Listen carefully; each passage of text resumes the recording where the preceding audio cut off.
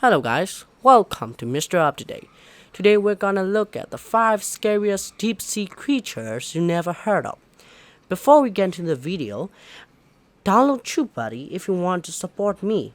It's totally free. I will leave the link in the description. So without wasting any time, let's get right into the video, shall we?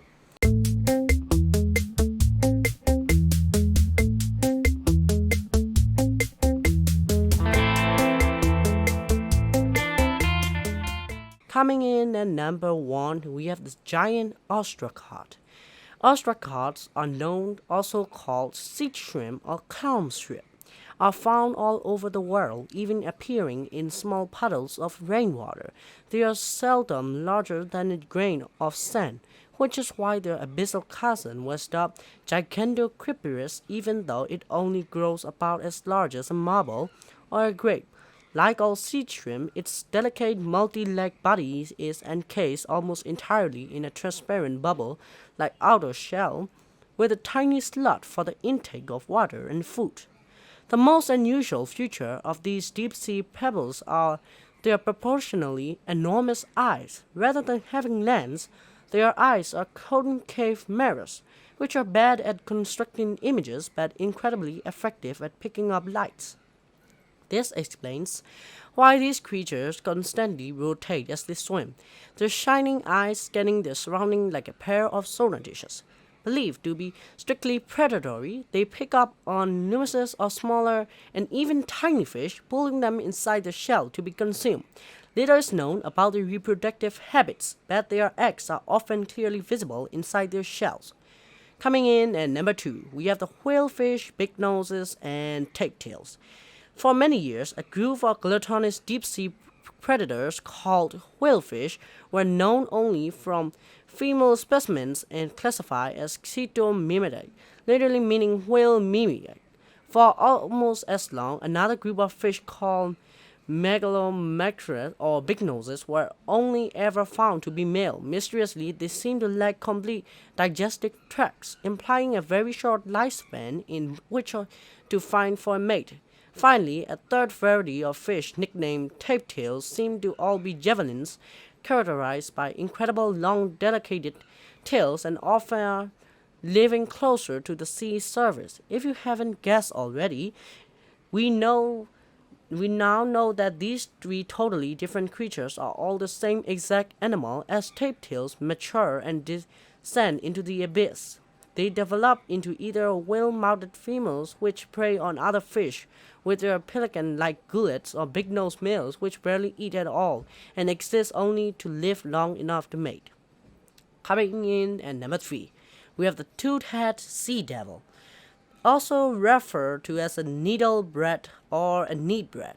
Sea devil, the 13 cm 5-inch female of this unusual anglerfish species, doesn't possess the organic fishing lure of other members of its genus. Instead, she has a sleeker, more elongated form to facilitate more active hunting and a set of teeth that are creepy even by anglerfish standards. Dozens of them sprout from odd angles inside and even outside her mouth, crisscrossing each other like sutures, each toothed and in a tiny hook, and can be moved independently from the rest, presumably to entangle prey and push them down the tiny monster's esophagus. Scientists haven't yet determined what species and end up in these horrifying fangs. No feeding behavior has been observed, as specimens are too rare to learn much from the stomach contents. Like many anglerfish, the male toothed sea devil uses his large sinus cavities to locate a female by scent before attaching himself to her skin with his teeth. He remains there for the rest of his life, nourished by her blood as their skin freezes together and most of his body atrophies. Coming in at number 4, we have the predatory tunicate.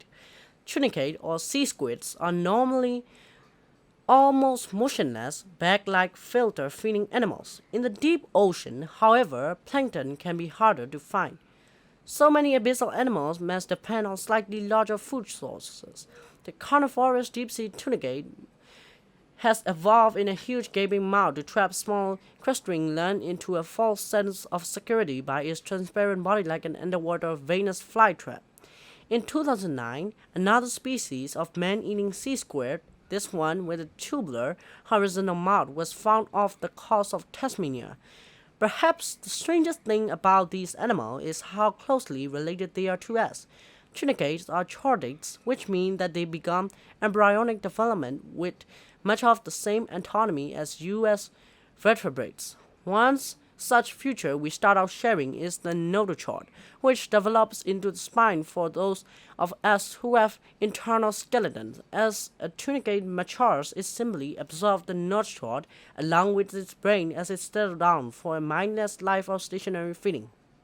Coming last but not least, coming in number 5, we have the holopass.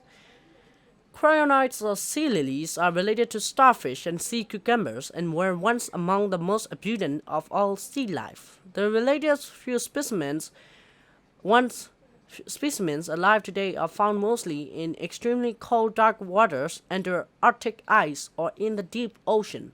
The most unusual of these ancient survivors is the holobus, which lacks the delicate feathery plankton trapping fan of other sea lilies. Instead, it possesses a small number of thick, segmented tentacles that are splayed out like a hand. These thick limbs can close into a tight fist, and like the predatory tunicate, this is likely an adaptation for trapping passing animals as food. If a predatory alien starfish held in the deep ocean were airy enough already, these animals tend to live upside down, hanging like bats from underwater ledges and cave ceiling. So, if you do enjoy the videos, subscribe and check out my other videos for more content.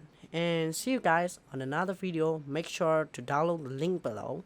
Everybody, see you on another video.